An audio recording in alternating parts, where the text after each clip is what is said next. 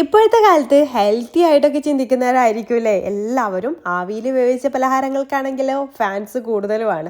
അപ്പം നല്ല ഹെൽത്തിയും ടേസ്റ്റിയും ആയിട്ട് ആവിയിൽ വേവിച്ചെടുത്തിട്ടുള്ള ഒരു പലഹാരം കേട്ടോ ഇന്ന് തയ്യാറാക്കി എടുക്കാൻ പോകുന്നത്. ഇന്നത്തെ നമ്മുടെ ഈ ഒരു പലഹാരം 100% ഹെൽത്തി ആക്കാൻ വേണ്ടിയിട്ട് ഞാൻ മില്ലറ്റ് വെച്ചിട്ടാണ് ഇത് തയ്യാറാക്കി എടുക്കുന്നത്. എക്കോ ഹീലിന്റെ ബർണിയാർഡ് മില്ലറ്റ് ആട്ടോ ഞാൻ ഇതിന് വേണ്ടിയിട്ട് യൂസ് ചെയ്യുന്നത്. അത് 1 കപ്പാണ് എടുത്തിട്ടുള്ളത്. അൺപോളിഷ്ഡ് മില്ലറ്റ് ആണ് കേട്ടോ ഏറ്റവും ബെസ്റ്റ്. മാർക്കറ്റിൽ തൊലിയുള്ളതും തൊലി ഇല്ലാത്തതും ഒക്കെ അവൈലബിൾ ആണ്. അപ്പോൾ തൊലിയുള്ളത് തന്നെ പ്രത്യേകം നോക്കി വാങ്ങിക്കാനായിട്ട് ശ്രദ്ധിക്കുക. നിങ്ങൾക്കും എക്കോ ഹീലിന്റെ പ്രൊഡക്ട്സ് വേണമെന്നുണ്ടെങ്കിൽ അവരുടെ കോൺടാക്ട് നമ്പർ ഞാൻ മുകളിൽ കൊടുക്കാം, അതിൽ കോൺടാക്ട് ചെയ്താൽ മതി. അത് വാഷ് ചെയ്തിട്ട് 6 മുതൽ 8 മണിക്കൂർ വരെ സോക്ക് ചെയ്യാൻ വേണ്ടി മാറ്റി വെക്കണം. ദഹന പ്രക്രിയ എളുപ്പമാക്കാനും മില്ലറ്റിന്റെ ന്യൂട്രിയൻസ് ഒക്കെ നമുക്ക് ഉള്ളിലേക്ക് കിട്ടാനൊക്കെ വേണ്ടിയിട്ടാണ്. ഇതൊരു ബൈനിങ് കിട്ടാൻ വേണ്ടിയിട്ട് ബർണാർഡ് മില്ലറ്റിന്റെ തന്നെ ഒരു 1/4 കപ്പ് ഫ്ലേക്സും ഞാൻ വെള്ളത്തിൽ സോക്ക് ചെയ്യാൻ വെച്ചിട്ടുണ്ട്.